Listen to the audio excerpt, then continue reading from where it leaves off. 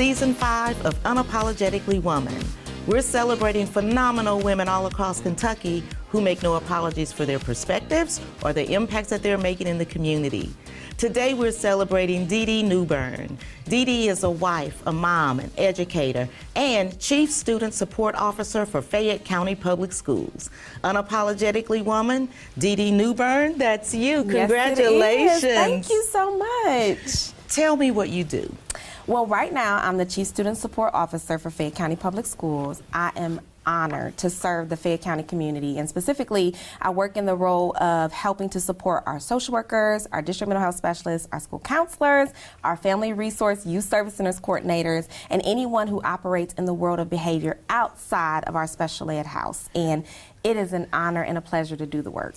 Well, and you do the work hands down, but the mental health component is a really big issue for you. It's huge. It's huge. We spend a lot of time making sure our kids have what they need in order to be in the seats learning. And a lot of that for mental health is removing those barriers. It might be access to a therapist, or it may just be the basic need support that affect your mental health. For example, if I don't have food or shelter, then I am being traumatized in the moment, and how can I then focus on reading and math? And so a lot of what we do is focusing on making sure our students have what they need so that they can show up every day as their best selves. Hungry kids can't learn. Hungry kids cannot learn. Cold kids cannot learn. We do a big drive for hats, gloves, coats during just this time of the year when it's starting to get colder and families just don't have access to the things that they need for their kids to feel ready to learn. Wow, I'm so glad that we have you in our public school system. But you've been in there, you know, doing it for over 20 years. I have. So I actually am originally from Cleveland, Ohio, which I am very proud to be a Clevelander. Yeah, I'm a transplant to Lexington. But when I first came to Fayette County, I worked in the school system as a special education teacher. That is my base background. And one of the things that I learned in that role is really the flexibility needed to support kids no matter where they enter school. And that could mean supporting them in their educational journey, in their social journey to be able to connect with others, in their mental health journey. And that's where my passion kind of budded from. How do we make sure our kids are ready to be the future leaders? Because ultimately, they will be the ones who take care of us in the nursing homes. They will be the ones who make our meals at the restaurant. And if we aren't helping them now to be prepared to be our doctors, our lawyers, our presidents, our future chiefs of student support, then what are we doing? And that is my whole passion, is making sure that our kids have what they need to be successful.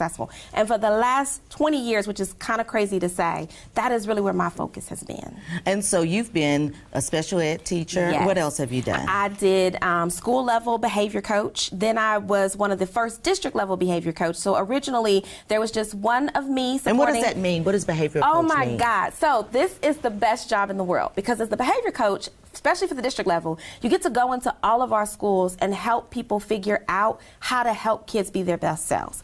A lot of times it's connecting to relationship and making sure that kids feel like they belong in your community, and then helping them to understand, how do you operate within the school setting?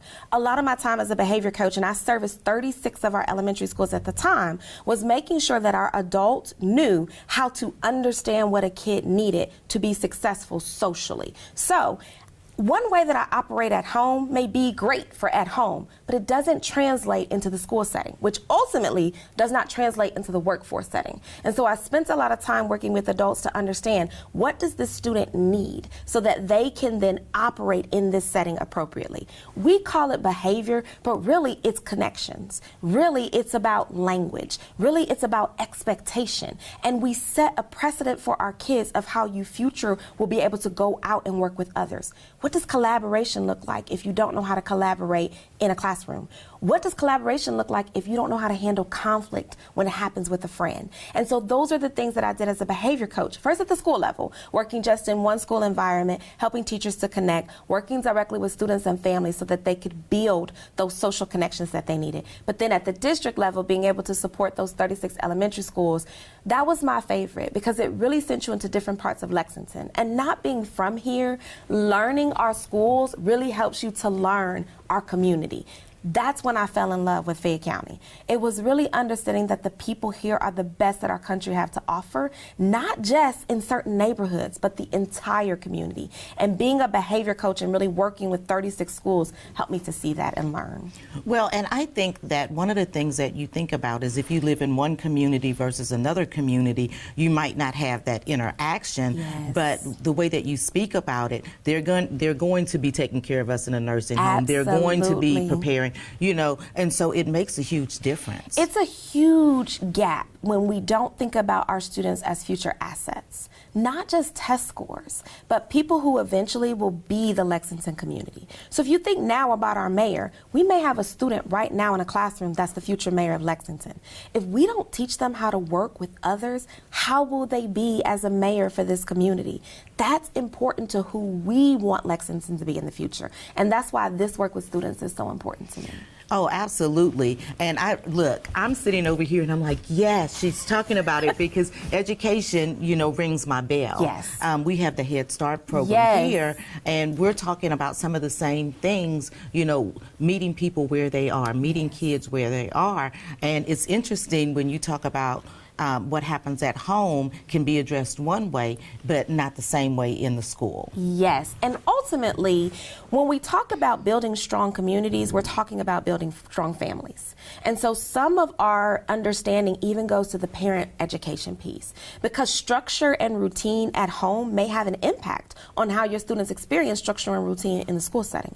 When we think about the workforce, so even our new teachers, understanding how they translate what they learned as students into now being teachers in the classroom, family matters in that context. When we build strong families, we build strong communities. That's how Lexington survives the next 250 years as we celebrate the first 250. That's right. Is by building strong families to build strong communities. That's our public education system. It's really finding the tools and resources that families need, implementing them within the school setting, but allowing it to branch out into the community. That's far-reaching. That's beyond right now, and that is what I'm connecting to, even in this role as chief. Yes, we talk about mental health, but mental health has an impact on the family, has an impact on the community, has an impact on the church. Wherever you go, there's impact there. And so as a public school system, we're not just talking to the kids who are in front of us. We're talking and connecting to everybody, because we are Lexington, and that's what I need people to understand. And that's what I need people to understand Yes. too. So over the 20 years when you've been when you think about, you know, the differences that you've seen happen in the education system, what have you seen that's been an aha moment? For me, COVID, and I know a lot of people tap into that. I'm so tired of COVID, I'm Lord. so tired of COVID. And the thing about it is, when we saw how earth-shattering it was, we knew it was going to have lasting impact. What it showed for us was schools are asked to be so many things. We provided food for families who couldn't access our food. Our family resource youth service center coordinators were boots on the ground. They were out in the community before we even knew what it was attacking our people. That's when we really started to see that education, the schoolhouse, is a safe place for so many of our kids. When you look at the fact that child abuse reporting went down during that time, it shows how much our teachers play a role in making sure our students are not neglected, abused, and if they are, that someone knows so that they can receive help. We looked at the impact of lack of social connections. Even now, when we look at our kindergartners who were toddlers during that time, their lack of social connection, you are probably seeing this in the Head Start world too, their lack of social connection during that period is now having to be taught in later life, in later years where they would have normally had it. We're seeing behavior that we would attribute to 2- and 3-year-olds and 4- and 5-year-olds, and that's a direct impact of COVID. Learning and seeing the impact that schools could have then just made me really reach into what else? What else can we be doing? How else can we be impacting? If we have these district mental health roles in a school, how are they connecting to families with social content? How are we helping parents? I'm a mother too. I saw the impact on my student who was a middle schooler at the time. She lost 2 years of middle school being at home with me. That couldn't have been fun for her either. So understanding what we now have to do to make up that ground made me reach into what impact can we as the Student Support Office have on that for the future. What we learned in COVID is that we can do anything. Absolutely. We can do anything, but we have to do it together. And that, to me, was what I took most over my years of education. I started teaching when No Child Left Behind was just being implemented. As a special education teacher, I saw our students being pushed into areas that maybe were not the most appropriate for them. What I saw COVID do was reset some of that thinking, to really start to consider, are we doing what's best for kids? And when you really look at that, then you start thinking, are we doing what's best for teachers? Because their mental health was impacted by it. Now, are we doing what's best for administrators? Because their mental health was impacted by it. And it made the school family turn into a family, because we have to recognize what was lost in order to determine what we need to do to make up for that loss. And that's not just in academics. That's in our social content. That's in our connections with each other. That's in our families, understanding what the school has to offer. And that's what we were able to do after we saw the impact of COVID and moving forward. And so this is what I'm interested in. I want to know how the impact of your daughter graduating, what kind of impact is that going to have on you?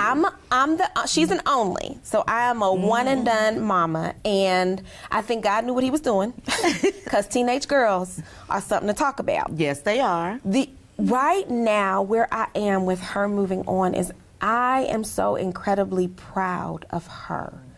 We moved, and we are hundreds of miles away from any family. And so when I got divorced, before I got remarried, it was just me and her for a long time.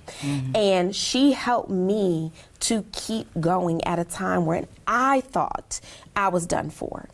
I'm so incredibly proud of her drive and her motivation, because she inspires me to keep going. I'm currently in a doctoral program because my daughter said to me, I don't understand why you're not a doctor. Girl, and you better take that. That is what I take from her, is I learned from her that this is not the end of our journey. You know, we talk about she'll start college next year and we should graduate, boom, boom. I'll graduate a doctorate, she'll graduate a bachelor's, and then she goes on flip the from hair. there. Absolutely. Yes. And thinking about her future and her drive. I'm so incredibly proud to be the mother of a young girl who sees herself as a future leader in this country. Talking through things during the election time, and her having real critical conversations about what she feels like being a black woman in a space here in Lexington, where a lot of times she's the only black woman in a space within her classes or within her friend group. It makes me incredibly proud to be raising someone who is not ready to just go out in the world and be herself, but go out in her world and be who the world needs her to be in order to make this world a better place. And I'm incredibly grateful for the things the Lord has put into my space to be able to put it in her space, which I attribute to my own mother, who today, December 10th, is her 70th birthday. So I would be remiss if I did not say happy birthday to my mama. Happy birthday, happy mama. birthday to my mama, because I am here where I am because of what she sacrificed for me. And my daughter is reaping the benefits of that because of what I learned from her. It's generational. The things my mother put aside to make sure that we had the education we need for me to be where I am helped me to learn what I needed to do to be a good mother for my child. And I'm so incredibly grateful that God put us in this path and actually sent us here to Lexington, because moving here is how she was born here. I came here as a young teacher, starting out with a new life. And so I'm incredibly grateful to have been able to raise her in the Lexington community. Does she hike with you? No. Unless I make her. She will eat with me. She is a foodie, and we will find nice and interesting places to eat. We started this thing one Sunday a month. We try to find a new brunch spot to go to so that we can just have some time together as a family with my husband, who also is my biggest cheerleader and the best stepfather ever, and just spending that time together. So she will not hike, but she will eat. She will eat. She will eat. And I'm with her right there. Yes. And we love to try something new. So if anybody knows any new restaurants, send it our way, because we like to try new things. Yes. Well, Dedeeh, we could sit here and I could go all day. Yes, I could go all day. Because your passion is really, it is just upfront, and you're just not apologetic about it at all. I'm not. This is not about me. This is about our future. And I strongly believe in our ability as a Lexington community and as a country to be better and do better. But I think it starts with us empowering our students, our children, to be that. I'm going to pitch it to you for the last word. For young girls, young women that might be watching, because you didn't just wake up one day. You had a journey to get to where you are. And sometimes you win and sometimes you don't. So what I would say to young girls, and this is incredibly important to me as a Black woman that's a leader, we are the resistance. I think what I've learned over time is that you show up not just as your best self, but better than your best self every day, because that is the resistance. When the world tries to tell you what you can't be, you show up anyway and you show them what you are. And you live in that space. And I say that not just to young girls, but to women who are out there fighting and working and wanting to do something that they feel like the world and the people around them are telling them you cannot do or you cannot be. You can, you will, and you doing it is the resistance that we need as women to lean into. Because when we are better, women, the whole community is better. You better say that. And I mean it.